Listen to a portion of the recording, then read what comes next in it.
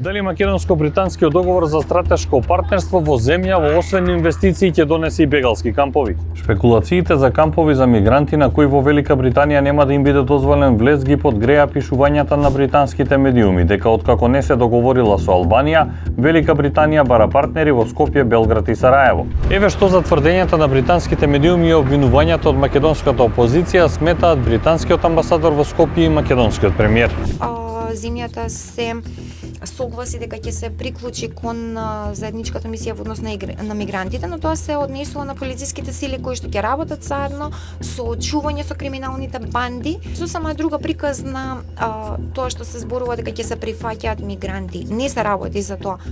Замислете, седнале, анализирале и во паника и во агонија некои од нивните генијалци измислиле, ќе граделе мигрантски кампови.